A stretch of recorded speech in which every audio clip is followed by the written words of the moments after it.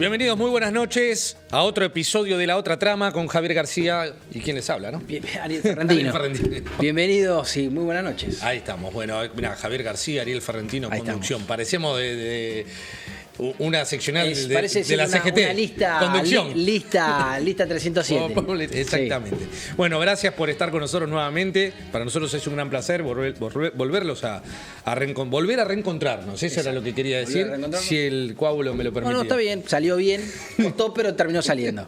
Mucha información. Mirá lo que son estos. 2 páginas completas, no sé, 4. Sí. De títulos, que podemos... Exactamente, a desarrollar, a contar, a desgranar todo lo que viene pasando en la República Argentina. La semana pasada hablábamos de la peor semana parlamentaria de Javier Milei. Bueno, por suerte, esta semana parece haberle dado un respiro. Bien. Por ahora. Antes de empezar, feliz día a todos los abogados en su día y especialmente a mi compañero y amigo Javier García, el doctor Javier García. Doctor. Bueno, no sé, porque a Poltroni le va a molestar que me digas doctor, porque Exacto. Según Poltroni solo se le puede decir doctor a los doctorados. En el fondo encierra una gran verdad esta observación de Poltroni. Lo cierto es que hace muchísimo tiempo en la República Argentina, tanto a los abogados como a los profesionales de las ciencias económicas, se les usa, es un uso y costumbre decirles doctor. Como a los contadores, que muy pocos le dicen doctor, pero... Bueno, hubo esta semana un escándalo con eso, porque aparecieron unas facturas que emitió Javier Milei con el nombre de doctor.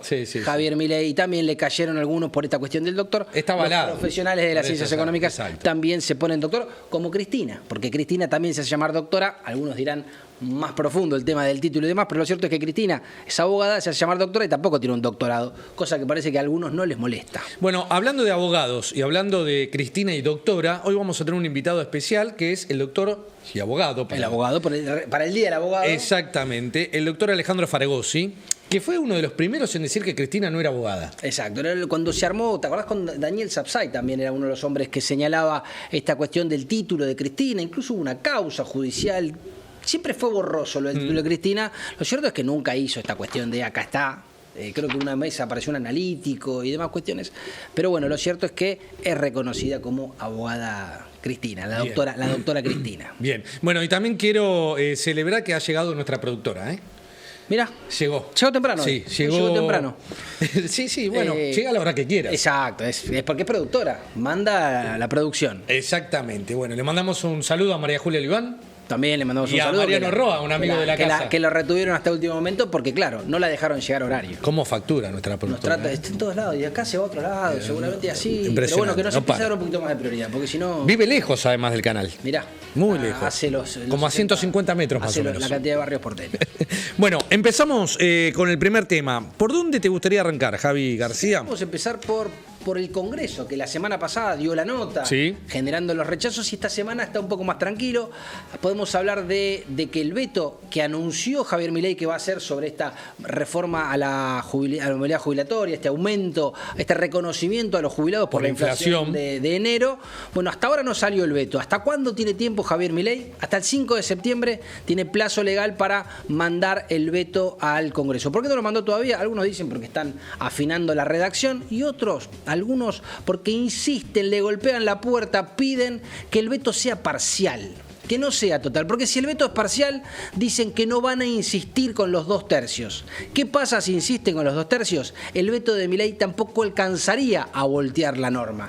Bien. Entonces, ese es un detalle no menor de alta política, como llaman algunos, para tratar de negociar y que se voltee la fórmula o parte de la fórmula sin que tenga que haber otra vez una puja entre el Ejecutivo y el Legislativo. Y te pregunto para hacer también un poco de clase, ¿no? Sí. Para vos que sabés. Si se veta este proyecto, ¿el Poder Legislativo puede volver a impulsarlo? Exacto, y por el famoso número de los 2/3. Si no había 2/3, el veto presidencial alcanza para voltear la norma. Ahora, al haber sido una mayoría absoluta y una mayoría calificada como los 2/3, si Milei veta y el Congreso insiste logrando nuevamente los 2/3, la norma queda firme. Y ahí el presidente no lo puede vetar. El presidente no puede volver a vetar y el poder legislativo se erige en el nuevo gobernante de la República Argentina. Claro. Cosa que no pasó nunca. Es cierto que es una cuestión muy delicada, pero los números, y ya lo demostraron al juntar los 2/3, no solo para esto, sino para otras cuestiones, como los fondos reservados de la CIDE, esta advertencia para el gobierno de Javier Milei diciendo el número, no solo para hacer este tipo de maniobras, sino para habilitar tal vez el juicio político o dejarte eso como una espada de Damocles, porque también ese es el número mágico para echar al presidente, tirarlo por la ventana. Bueno, me parece que detrás de ese 2/3 hubo muchas reuniones, hubo una nueva cumbre entre Mauricio Macri y Javier Milei, me parece sobre todo porque este número inquietó por lo que representa. Bien. Bueno, hablábamos recién del Día del Abogado, te acabo de saludar, sí. Hicimos todo un debate si te debo decirte doctor o no doctor. Exacto. Hablamos si había que decirle doctora a Cristina Kirchner. Doctora o, claro, presidenta, presidente también. Sí, aunque la discusión con Cristina era si es abogada o no. Claro, la discusión con Cristina era si tenía el título, ¿no? Varios se lo pidieron, hubo muchas investigaciones, hubo averiguaciones. Lo cierto es que hay gente que todavía tiene la duda, ¿no? Sí. Es como eso y por qué hay una pizza tan rica, por qué es tan rica, ¿no? Esas son las preguntas que nunca se van a saber. Bueno, uno de los que aún tiene la duda, o capaz ya la tiene clara, pero yo lo he escuchado con esa inquietud, es el doctor Alejandro Faragosi. ¿Cómo le va, doctor? Buenas noches y feliz día. ¿Qué tal? Muchas gracias, buenas noches y muchas gracias. Y feliz día también para vos, Javier. Muchas gracias, igualmente. Con un detalle muy particular. Es la primera vez, ya le hemos hecho varias notas al doctor Faragosi, no tiene corbata. Porque hay una tradición que el Día de los Abogados es feriado, es franco. No, mira, yo te digo esto. Yo creo que parte de mi título tiene que ver con que usaba corbata para ir a dar examen, claro. Con lo cual ha sido una especie de empatía automática con la mesa examinadora. Así que es la primera vez que me saco la corbata, creo que en mi vida, para eventos profesionales, claro, naturalmente. Duermo sin corbata. Juro que duermo sin corbata. Bueno, está bien. Hace bien porque tiene cierto riesgo, ¿no? Implica cierto riesgo. Bueno, doctor, ¿cómo no le voy a hacer esas preguntas generales que a veces me molestan mucho? ¿Cómo ve todo? La generalidad. Eso. Sí, no, es terrible. Pero sé que nos vamos a meter. Hay un caso que es muy puntual, que es el doctor Lijo, que ese no se puede evitar, que es su postulación a la Corte Suprema. Esta semana y la anterior, las dos postulaciones, los dos exámenes, el de Lijo y el de García Mansilla.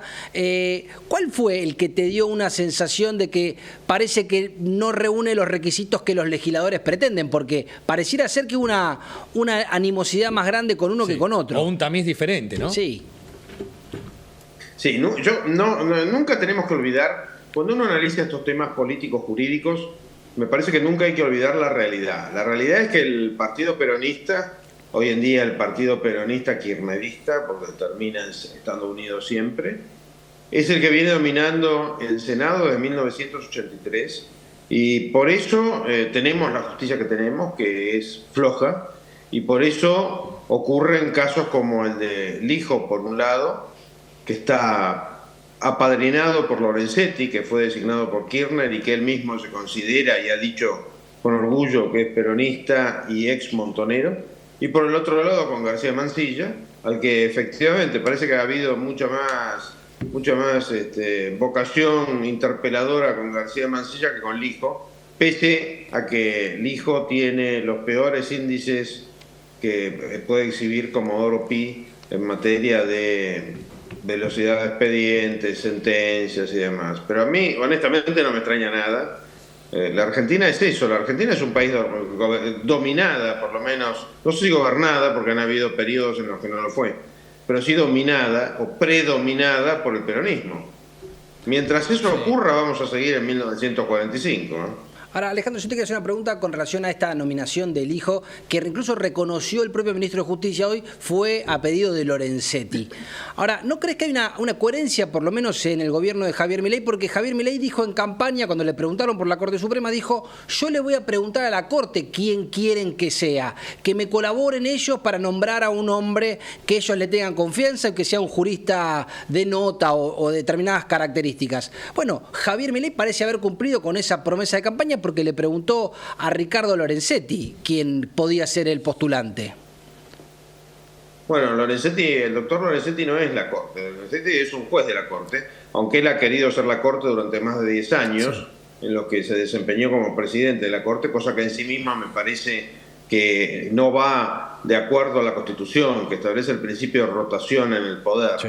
Pero bueno, dejando ese pequeño detalle que es inmenso de lado, El doctor Milei tiene una visión que demuestra que es un economista muy sapiente de la ciencia que cultiva.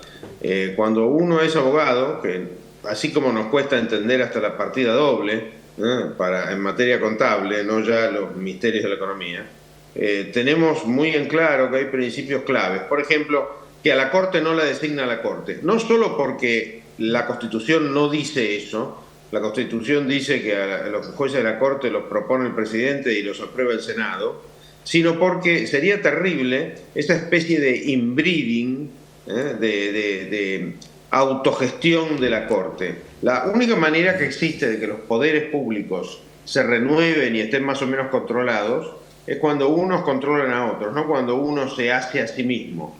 La Corte no se puede hacer a sí misma. Doctor, y en toda esta negociación que se da más que nada por Lijo, más que por García Mansilla, he escuchado desde la política una posible solución, que capaz vos también la escuchaste: la ampliación de los miembros de la Corte. Lo consultaron.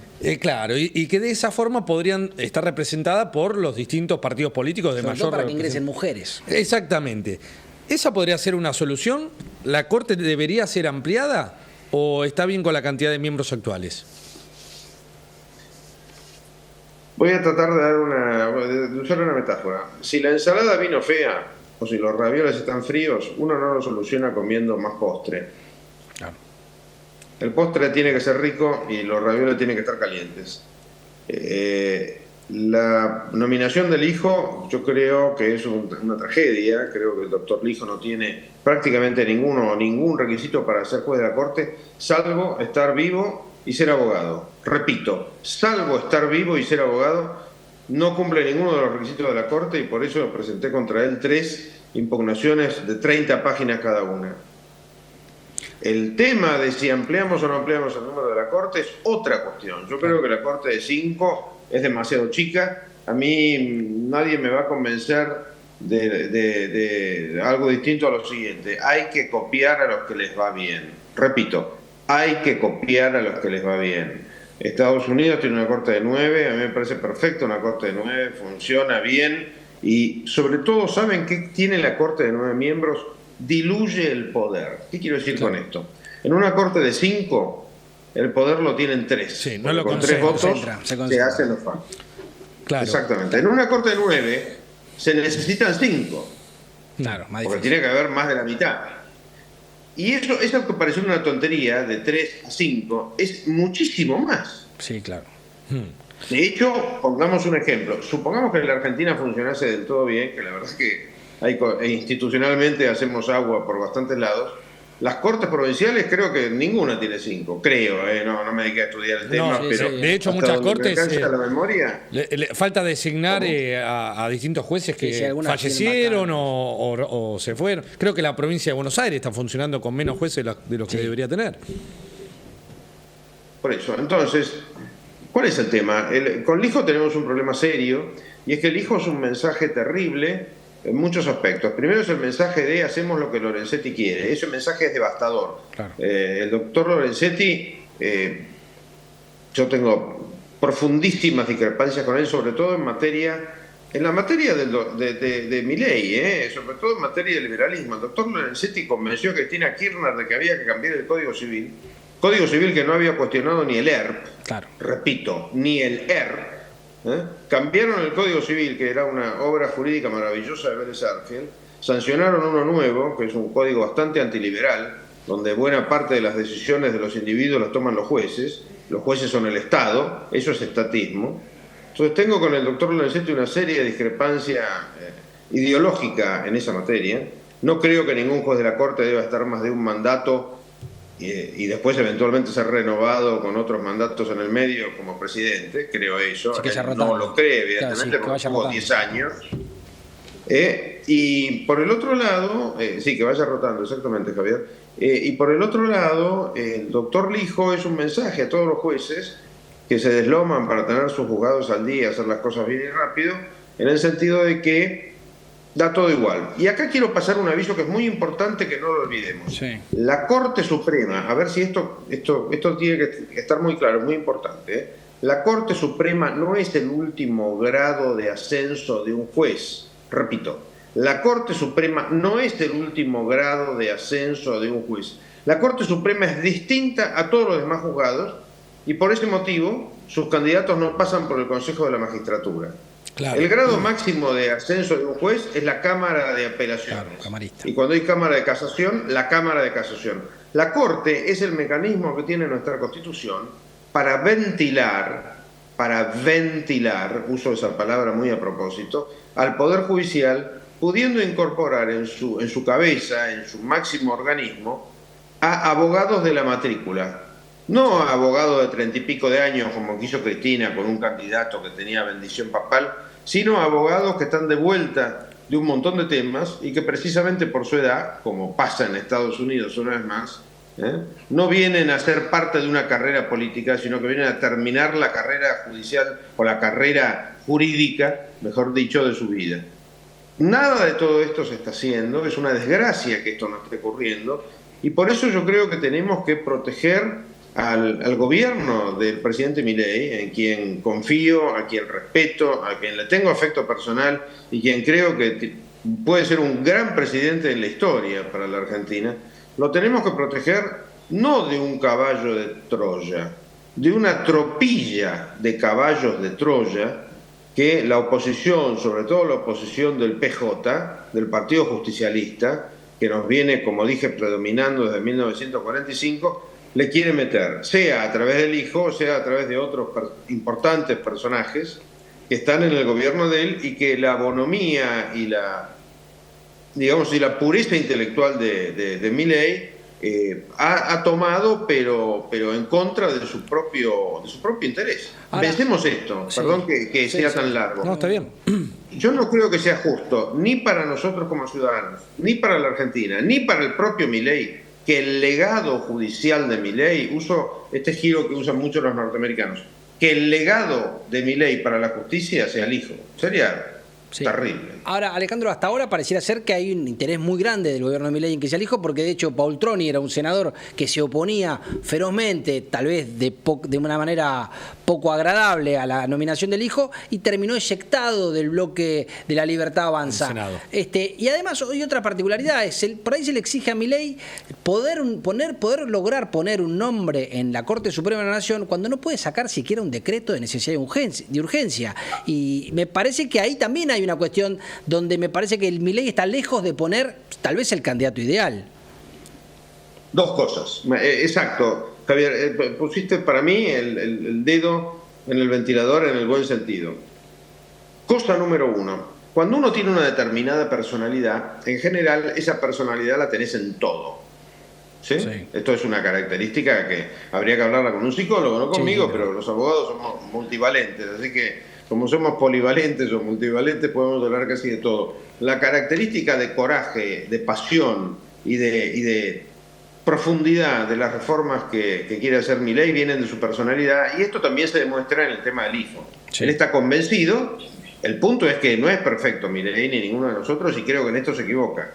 Así que claro, esa parte creo que se le atribuye a su personalidad, que es la que nos puede salvar como país. Yo creo que esa vehemencia, esa profundidad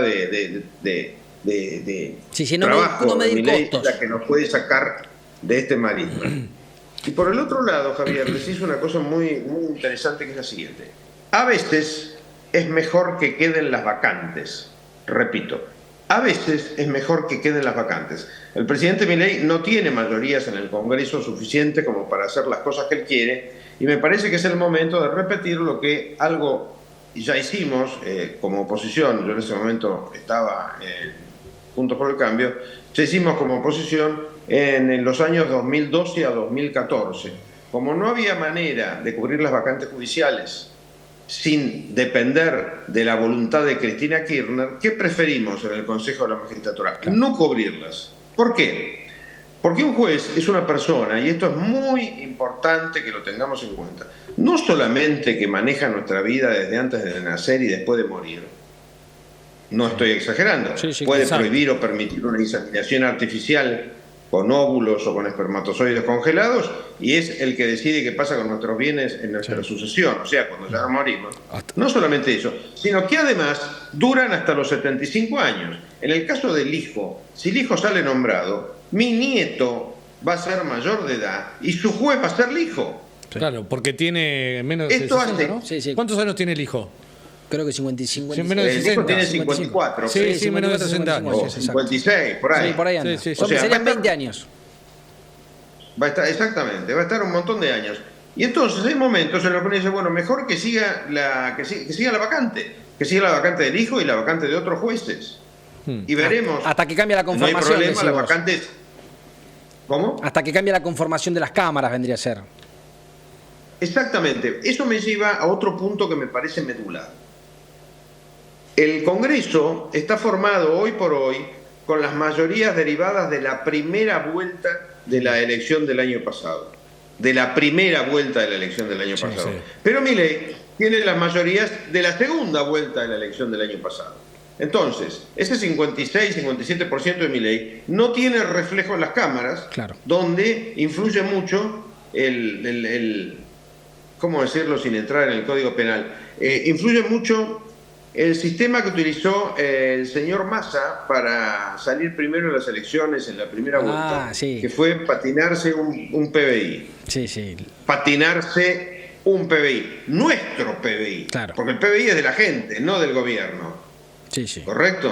Bueno, yo personalmente estoy convencido que lo que tendría que si fuese consejero de Milei, que desgraciadamente no lo soy, pero si fuese consejero de Milei, lo que le diría es desencillar hasta que aclare. Voy a usar metáforas como usaba Perón, desencillar hasta que aclare. ¿Qué quiere decir esto? En la tormenta no hay que andar a caballo porque puede caerte un rayo. Esperemos a que se produzca la elección del año que viene y mientras tanto los cargos judiciales vacantes se cubren con suplentes. Claro, porque además está, más allá de la Corte, está el Consejo de la Magistratura, que eso da para otro capítulo, organismo que usted fue parte además. Sí, claro.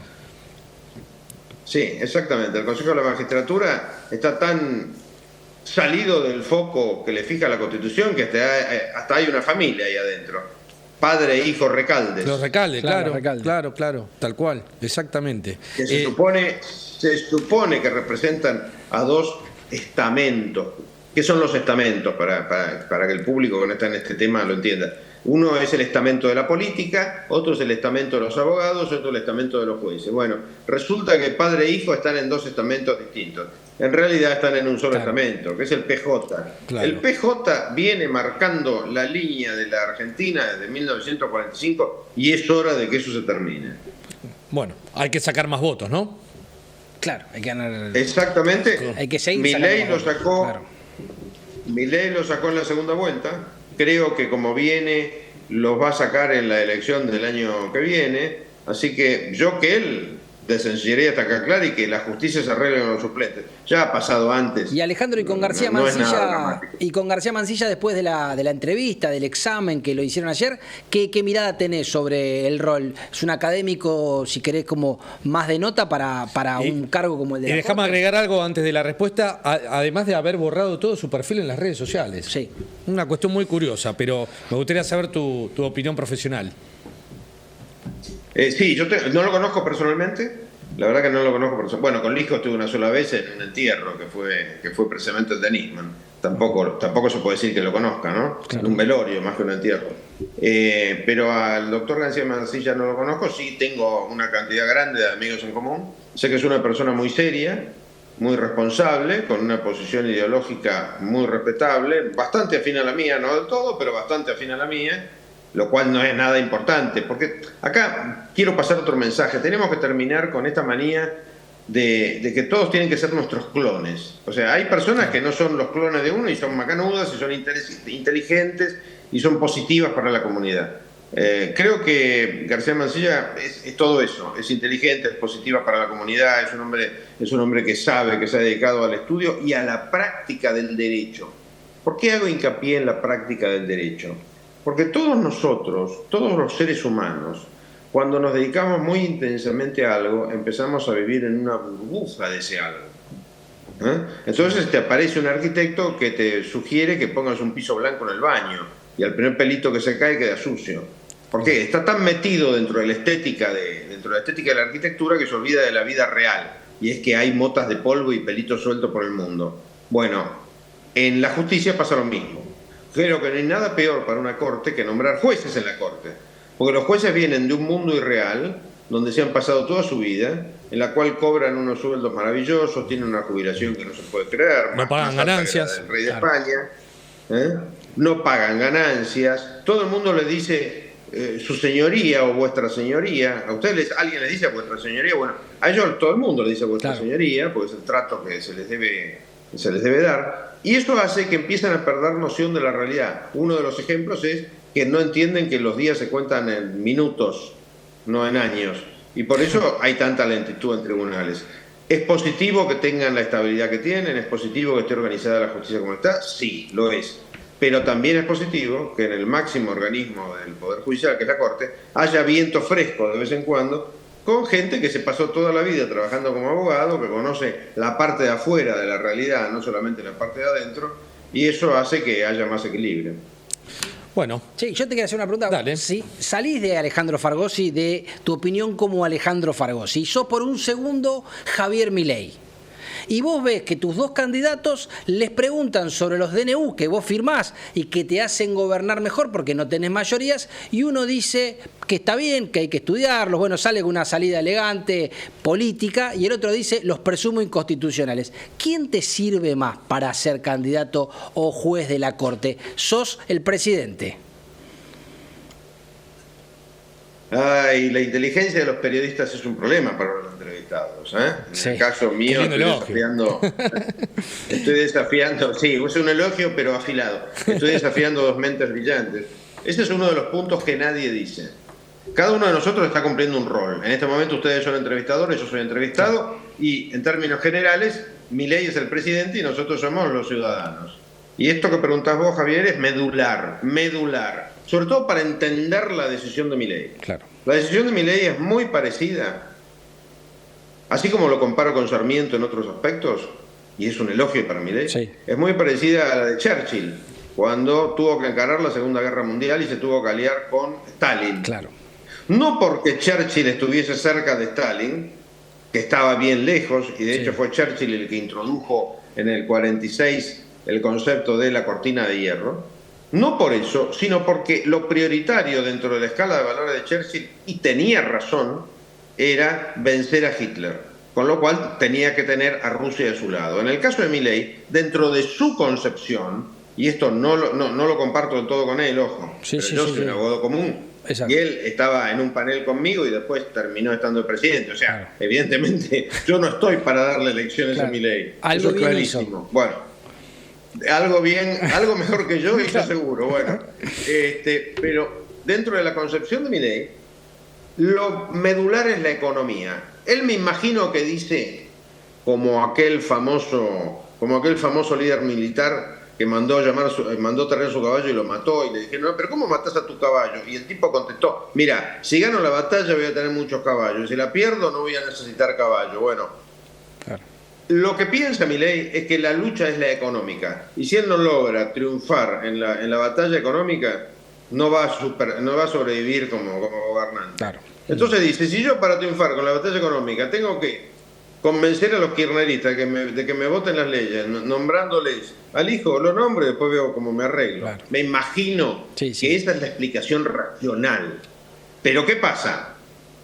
La realidad no tiene solamente el input del líder, la realidad tiene el input del líder, de los que apoyan al líder, como puede ser mi caso, de ustedes que son los periodistas que hablan sobre la política del líder. Uno tiene que decir lo que uno piensa. Claro, sin duda. Yo no pienso lo mismo que hay en esto. Sin duda. Bueno, doctor, la verdad que implacable. Sí, muchas gracias. Claro, que termine bien el día. No sé cómo se celebra el Día del Abogado. Firmando un escrito. Sí. ¿No trabajan los abogados en No, ya de noche no se firman. Claro. Hay que esperar a las dos primeras. Hay que esperar a las dos primeras del día siguiente. No sé con quién hablé y digo que no esperamos a las dos primeras del viernes. Claro. ¿Trabajan la justicia trabaja normalmente? Los abogados trabajamos las 24 horas del día, los 7 días de la semana. Hablando de abogados, no sé si... ¿les puedo? Sí, diga. Perdón que interrumpa.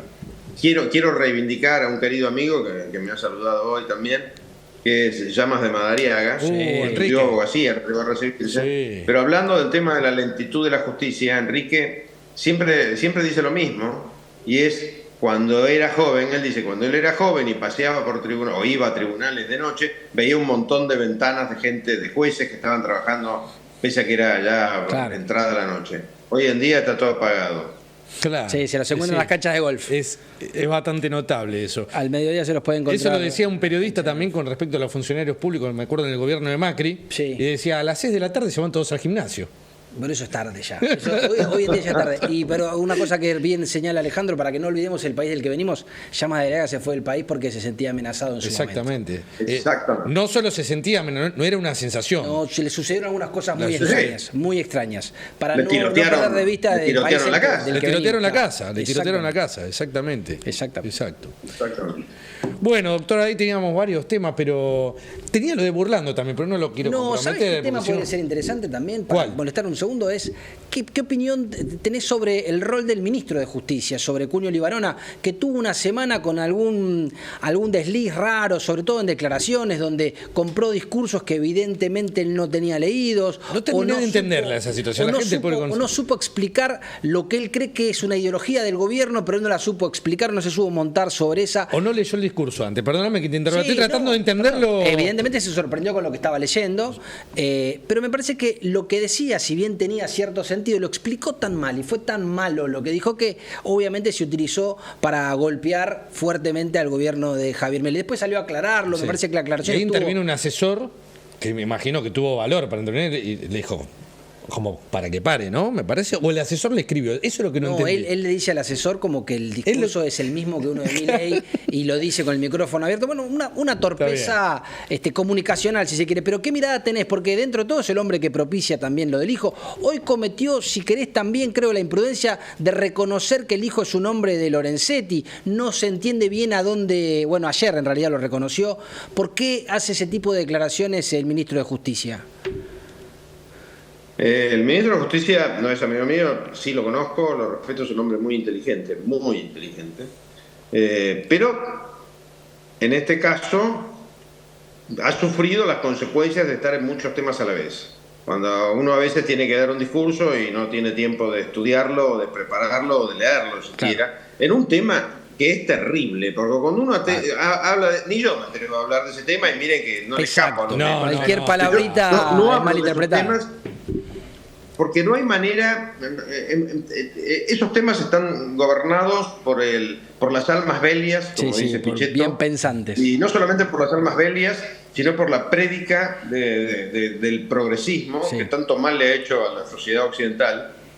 Así que en esos temas yo nunca me metería. No sé por qué me echó esa cuestión de los géneros, sexos o como se lo llame. Repito, no me atrevo a hablar de eso. Y por supuesto se le fueron a la yugular todos, porque con Milei, ¿qué es lo que pasa? Con Milei y con sus ministros, ¿qué es lo que pasa? Como son de afuera de la casta, toda la casta se les va a la yugular cada vez que puede. Todos. Juntos por el Cambio, los radicales, los peronistas, la izquierda. En eso creo que tenemos que ser muy sinceros. Cada vez que los de Milei abren la boca y no tienen la cancha de los famosos oradores radicales, que no había cómo decirlo porque daban discursos enjabonados, pero cada vez que esta gente agarra un micrófono, corren estos riesgos, como aquella famosa ronda en la que Milei tuvo el debate presidencial, ¿se acuerdan? Claro. Que todos los cráneos de la política consideraron que había perdido y la gente consideró que había ganado. Exacto. Todas estas críticas de los genios, de los politólogos que no la vieron, a mí, honestamente, no me preocupa nada. Doctor, bueno, lo despedimos, porque además nos está corriendo el cronómetro. Por sí o por no, ¿se nos va a cortar el Zoom? Sí, queda un minuto. Se puede cortar, no es censura. Es el Zoom. Es censura. Dale, ¿tenés algo para decir? Listo. No me censuren. Sí, hasta acá llegamos, doctor. Gracias, Muy amable. Gracias a ustedes. Impecable esta entrevista. Feliz día, nuevamente. Gracias, igualmente. Igualmente, perdón, Javier. Hasta luego. Ahí está, el doctor Alejandro Fargosi. Qué linda entrevista para el lujo que nos dimos. Y viste qué interesante cómo es esa definición de, bueno, yo como Alejandro Fargosi señalo las cosas que creo que hay que señalar, pero por supuesto entiendo e interpreto algunas decisiones que un político tiene que tomar o esbozo unas suficientes razones de por qué toma el camino que toma. Sin ánimo de meter cizaña, algo más, digamos, personal. Sí. Mirá qué lindo nos vemos así en este encuadre. ¿Y por qué sería cizaña? ¿Por qué sería cizaña? Porque es por la composición del director. Muy bien. Que metieron mano varios porque fue acá en conjunto. No es nada contra Alejandro porque después no se espera Alejandro. Claro, pero si querés sacarle una fotito y dejarlo ahí, lo imprimimos y me va a matar con esto. No, bien. Y aparte te van a poner la cámara al revés. Y aparte lo nombraste por si faltaba algo. No, para. Un beso para Alejandro. Hoy nos dirige Paulito, está Juan, gran equipo. No me acuerdo. No, pero no me acuerdo si se había ido o si estaba. Si estaba Franquito también. Bueno, ¿cuánto nos queda de programa? Sí, dosificamos bien los temas. Perfecto, vamos a ver nuestra productora. ¿O todavía está analizando cuánto grabó Roa con María Julia Oliván? Vamos 35, bueno, nos queda más o menos nos quedan 18 minutos. Sí, perfecto. Quiero arrancar por lo de Burlando. Me gusta. El doctor Fernando Burlando, abogado mediático, que está en todos los temas. Sí. Está, Sofía Pachi. Ese es un capitulito que hermoso, te lo voy a dejar para vos. La desaparición de Loan, con una novedad que la familia no quiso que lo dejó la representación de la familia de Loan. Hay versiones de todo tipo. Lo cierto es que dejó del representante legal de la familia de Loan. ¿Pudo haber agarrado la defensa de Alberto Fernández, aunque sea...? Se ofreció. Por supuesto que la recomendación era que la encabezara una mujer, teniendo en cuenta la magnitud y el tenor de la denuncia, pero por supuesto puso sus equipos a disposición. En este tipo de situaciones, Burlando se anota primero porque los casos mediáticos generan un efecto rebote para que lleguen nuevos casos. Es publicidad. Es publicidad, sí. ¿Cuánto te cobra Burlando? No te digo... un abogado de esa envergadura, de Burlando, te puedo nombrar otros. Sí. Tenés un tema penal, suponete. Enormes. Sí, las cifras solo para entrevistarte. Siderales. A mí una vez me dijeron, pero solo para entrevistarte un tema tal vez no tan grave, solo para entrevistarte, atender, tener $10.000. Pero para entrevistarte nada más. Y después decirte si te toma el caso. Y todo para empezar. Eso sería para empezar. Estás hablando de números muy importantes, por supuesto, de gente a la que ya saben de antemano que hay espalda para poder cobrar ese tipo de situaciones. Por eso son abogados tan caros y de gente tan importante. Que no tiene nada de malo, por supuesto. Es el nivel de su profesionalismo o su eficiencia. Muy caros. Los abogados penales son abogados muy caros porque, claro, el temor más grande que tiene una persona es ir preso y entonces ahí ya no hay plata. ¿Qué pasó entre Burlando y el caso de Sofía Pachi? Si querés, esta situación, Burlando tenía mucho interés en agarrar la situación de Alberto Fernández por la magnitud mediática y porque también los abogados huelen donde puede haber dinero. Donde puede haber dinero, sobre todo de ese que no circula por sistemas bancarios. Exactamente. ¿No? Y fíjate una curiosidad, habrá que ver qué es lo que sucede después. Pero Burlando, Sofía Pachi es esta mujer a la que se vinculaba Alberto Fernández. Amiga de Fabiola Yáñez. Que dicen que, como no sé información, Fabiola fue la que la introdujo porque dijo que uno de los problemas más serios que tuvo con Alberto, cuando Alberto incluso la quiso ahorcar, fue cuando Alberto se quería acostar con Sofía Pachi, amiga de Fabiola. ¿A dormir la siesta? Así. Porque a Alberto le gusta, Alberto cuando está anulado dice que es una tarde ideal para siesta con mujer ajena. Decime algo lindo.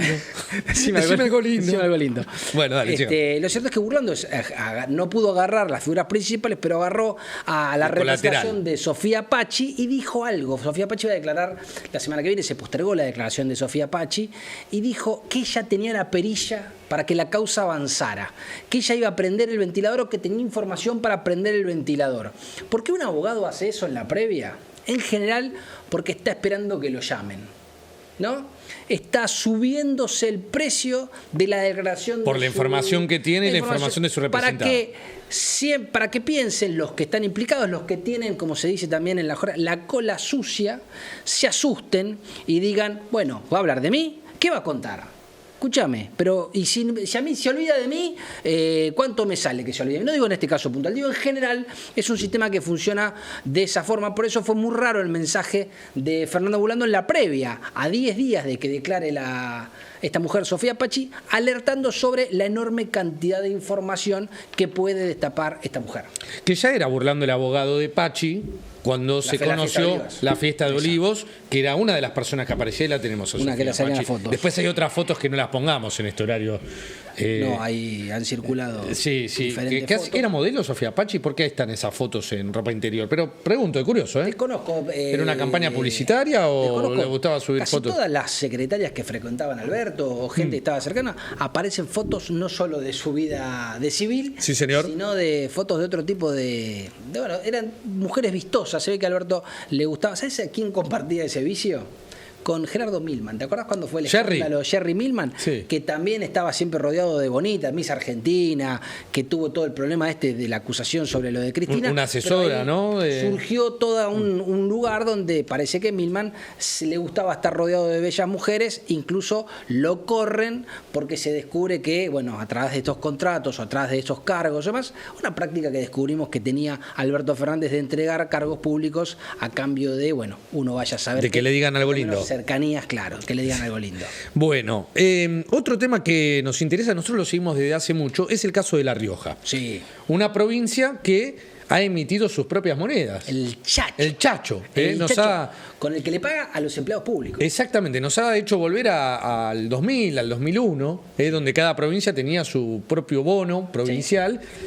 Que en este caso sirve para pagar impuestos, ¿no? Claro, le da a los empleados públicos y dice que les acepta ese pago de impuestos y también en algunos lugares. Pero si yo a vos, en vez de pagarte 100, imprimo acá 100 pesos o 100 dólares, monedas de curso legal, imprimo acá 20 y en vez de 100 te doy 80 y te doy 20 de los que imprimo yo. Vos me vas a decir, me estás estafando. Sí. Sería una especie de estafador. Bueno, y este estafador que hace esto con los chachos, hace una estafa internacional, mucho más grande. ¿Ves que dice? De los chachos. Es un bono de cancelación de deuda. Tenés de 1.000, de 2.000, bueno, debe haber de mayor denominación todavía. Entonces, ¿cómo es el tema con este bono de La Rioja? Esto es lo que hace con los empleados públicos. Les da un bono de los chachos que sabemos todos que seguramente en breve o en poco tiempo va a valer menos que lo que te decían que valía, ¿no? Porque van a empezar a entusiasmarse con la máquina. O sea, en primer más va a tener, es lo que pasaba con la emisión del peso. Porque la gente no lo va a querer tener, va a querer tener otro tipo de Perdón, moneda. porque si fuese una solución imprimir plata, imprimamos 10 millones para cada uno y somos todos millonarios. ¿Por qué nos limitamos? Cuando tengamos todos 10 millones nos vamos a dar cuenta que todos tenemos lo mismo. El aumento de los jubilados. ¿Por qué el 9%? Si no hay una restricción presupuestaria, ¿por qué no aumentan el 50%? ¿Por qué no aumentan el 100%? Ahora, si te dicen que no hay plata para el 9, ¿por qué no aumentan más? Pero bueno, al margen de eso... Sí, acá hagamos se parece, entendiendo siempre la necesidad... Absoluta. Porque si no, nunca falta sensible. Bueno, no. Absoluta. Perdón, necesidad entre esas muchísimas, ¿no? Y seguramente sea el sector más vulnerable, o uno de los sectores más vulnerables de esta Argentina tan castigada de hace tanto tiempo. Desde Norma Plana adelante, te diría. Exactamente. Bueno, pero ni hablar, eran millonarios al lado de lo que cobran ahora. Okay. En esa época. Siga con los chachos, señor. Ese es el bono que emite para los locales, ¿no? Para los empleados públicos y demás. Pero hizo una maniobra mucho más grave. Emitió un bono verde. Este hombre Quintela, que quiere ser presidente del Partido Justicialista. Emitió un bono verde. ¿Qué es un bono verde? Se endeudó, pidió plata a prestamistas internacionales para construir un parque eólico, ¿no? Por eso lo llamó el bono verde. Le prestaron, mucha gente internacional, le prestaron 300 millones de dólares. Con esos 300 millones de dólares lo construyó el parque eólico. Una vez que lo terminó, lo vendió. Se lo vendió a Pampa Energía. Hasta ahí. A Mindlin. ¿Qué hizo con la plata que cobró? Uno dice, bueno, canceló la deuda con los bonos, con los bonistas del bono verde. No. Se la guardó, o vaya uno a saber qué es, y cuando llegó la cuota para pagarle a los bonistas del bono verde que le habían prestado, dijo, no hay plata. Se declaró en default, no devolvió la cuota. Obviamente lo demandaron, está en el litigio y ahora venía la segunda cuota. ¿Qué hizo con la segunda cuota? Tampoco les pagó y dijo, estamos negociando. Bueno, mientras negocia no le paga a nadie, pero en mi barrio eso se llamaba estafa. Sí. Porque te pide plata para construir algo que lo construye, lo vende y el único que no cobra sos vos. Bueno.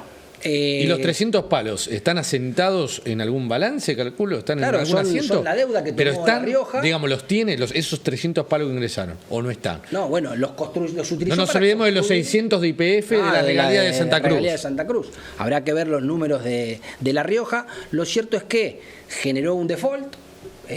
Quintela generó un default, está estafando a los acreedores internacionales, va a tener un problema internacional porque ya fue demandado, seguramente La Rioja va a ser sancionada, seguramente como lo fue la Argentina en la época de Kicillof, y quiere ser presidente del PJ. Creo que los requisitos los está cumpliendo.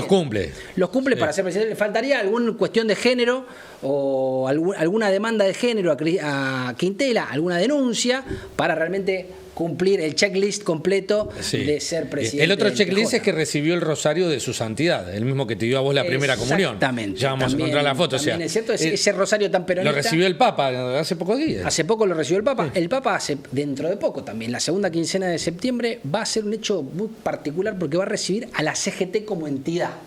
No a los muchachos de la CGT, va a recibir a la CGT, claro. Su santidad. Cada vez más involucrado, le falta el bombo y no le falta nada a su santidad. El que te dio la primera comunión, hago énfasis. Que me dio la primera en eso, algunas cosas bien tiene que hacer. Algunas cosas bien tiene que hacer. Bueno, la nueva cumbre de la Milanesa, qué gran título este. Nueva cumbre de la Milanesa. Que no fue de la Milanesa. No, fue Entraña esta vez. Estamos hablando de las cenas que tienen Mauricio Macri y Javier Milei. Exactamente, que parece que la pasaron muy bien, fue constructiva de las primeras y las empezaron a repetir, porque ahora ya dejaron la Milanesa, una ahora por la semana. Entraña, exactamente. Y después siempre todo lo que sucede después de esas cumbres se analiza con lupa. ¿Te acuerdas como cuando Cristina y Alberto? La lapicera. Exactamente. No es el mismo tono. Y pasó algo muy delicado, que es después de esta cena separaron de la CIDE a 2 abogados, en el Día del Abogado, que curiosamente tenían la particularidad de haberse presentado en algunos juzgados a pedir las causas que involucran a Mauricio Macri. Esos 2 abogados que se presentaban en nombre de la CIDE para averiguar el estado de situación de esas causas, o es lo que declaraban, bueno, parece que a Mauricio Macri no le gustó que husmearan en los papeles que lo tienen complicado en los tribunales y pidió que los echaran. Parece, te diría, un mensaje, para algunos, un mensaje cuasi mafioso. Táctica acá, este tema te lo puedo desarrollar. Me gusta. Negocian con intendentes para las obras, saltean al gobernador. Claro, con el gobernador. Con el gobernador que no hay, es muy difícil negociar. Le hacían lo mismo a Scioli, como decía Néstor Kirchner, los intendentes son los mini gobernadores. Claro. Yo te voy a contar una percepción que hay de los intendentes. Perdón, estamos diciendo que las obras públicas de la nación saltean a la provincia y bajan directamente a los intendentes. Gracias por el subtítulo, la verdad que vino bien porque no lo expliqué. Exacto. Lo expliqué como si fuese un sumario y estamos haciendo un programa para todo el público. El tema es así, se acercan las elecciones legislativas. Exactamente. Van a ser el año próximo. Que se van a adelantar, probablemente. En muchos distritos, todavía está en dudas una de las más importantes, que es la provincia de Buenos Aires, exacto, a la que se denomina. Todo indicaría que se Todo indicaría que puede ser la madre de todas las batallas, sí. ¿no? Tenés los intendentes que renuevan a sus concejales, también los diputados provinciales y demás. El peronismo ya saben cómo está. Sí. Implosionó. Totalmente. Con lo de, ya venía golpeado y incluso, con lo de Alberto. Incluso con internas.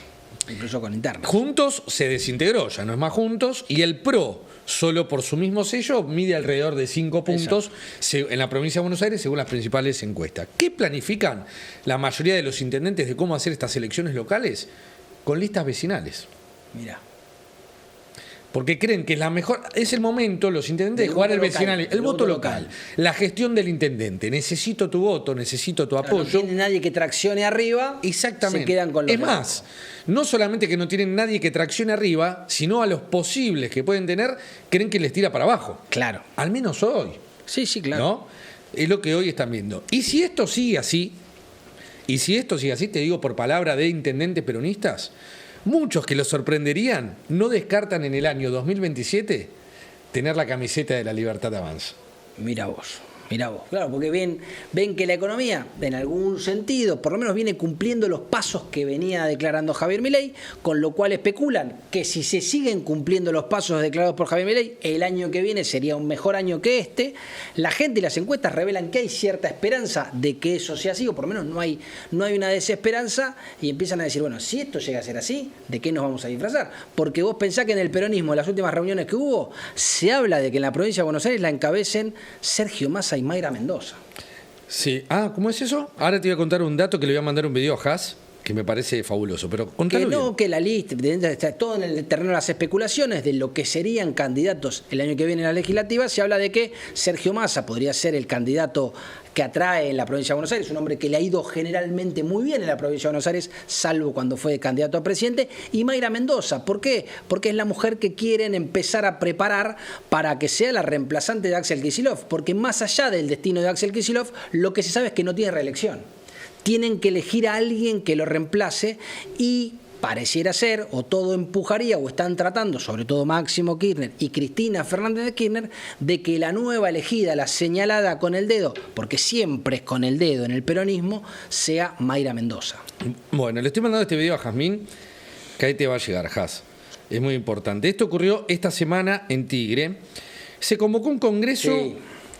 Me gustó, sobre todo hay una cara en eso. Te gustó. Bueno, le voy a contar toda la historia. Esta semana se convocó un congreso, vieron que los pibes, los adolescentes, ustedes lo ven en su casa. Yo tengo un chico adolescente que todavía no agarró por el lado del juego, pero lo tengo todo el día con el celular. Sí, de hecho, es una charla pendiente que tengo hoy. Bueno, además los pibes de estar todo el día con el celular, escolasean. Sí, son muy fácil jugar y apostar. Muy fácil, si bajan una aplicación y apuestan. Se puso de moda ahora el tema, pero mientras tanto siguen los principales sponsors en las camisetas. Todo. Bueno, ahí hay como una cosa de doble discurso, ¿no? Pero por lo menos ya está puesto sobre la mesa. ¿Qué es lo que hicieron en Tigre? Convocaron a un encuentro en el MAT, que es el Museo de Tigre, que es como el epicentro de Massa. Eso para Massa es... Sí, sí. Te lo voy a describir como es para Massa.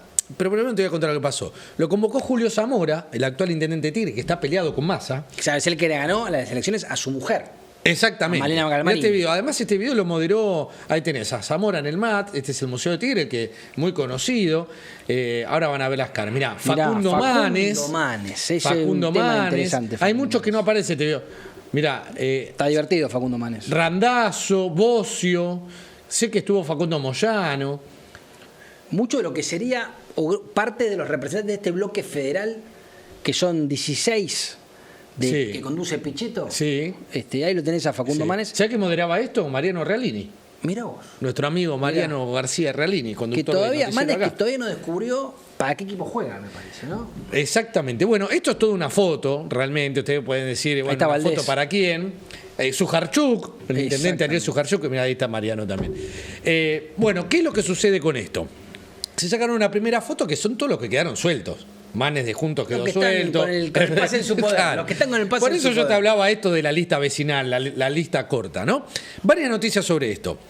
¿Creen que de fondo cuál está? La elección de 2027, que no solo se elige presidente, sino se eligen los intendentes. Muchos intendentes... Que no tienen reelección. No tienen reelección. Pero ojo, que nunca va a faltar esa mano amiga o esa impugnación de alguna fundación donde la justicia termina habilitando un periodo más. En realidad ya pasó la última vez, ya sería medianamente escandaloso que pase. ¿Lo va a hacer?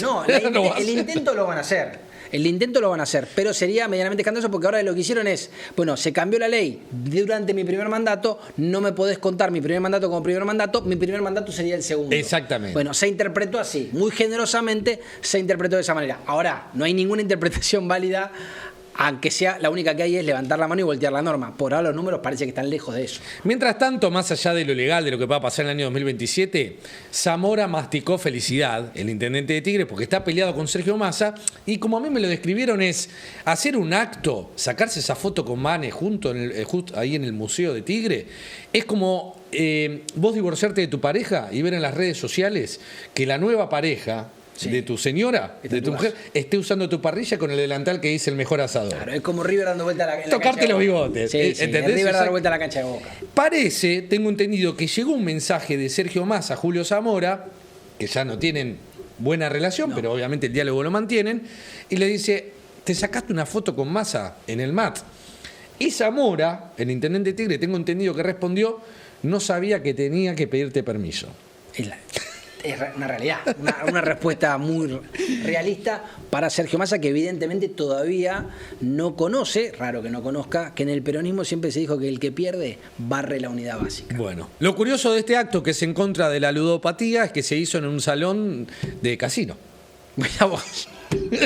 Eso es más curioso. La Argentina está guionada sin lugar a dudas, con esta cuestión de estos legisladores del Frente Libertario que abandonaron y una que se fue del bloque, que se fue denunciando las prácticas del bloque, que se fue denunciando a sus compañeros, se puso la fuerza del cielo como monobloque, recordando a la última expulsada en la historia del Parlamento, que fue Cristina Fernández de Kirchner en la década del 90. El PJ la había echado también. Exactamente. Bueno, esto fue todo por hoy. Espero que les haya gustado este programa. Recuerden de seguirnos en las redes sociales. No solo nos buscan por Ariel Ferrentino, a partir de ahora, y lo vamos a empezar a corregir, La Otra Trama. En la campanita de YouTube. En la campanita en YouTube ponen la lupita La Otra Trama. Ahí nos encuentran, se suscriben, que es gratis y les va a llegar esta información y mucho más. Favor. Muchas gracias por acompañarnos. Hasta el jueves próximo. Chao.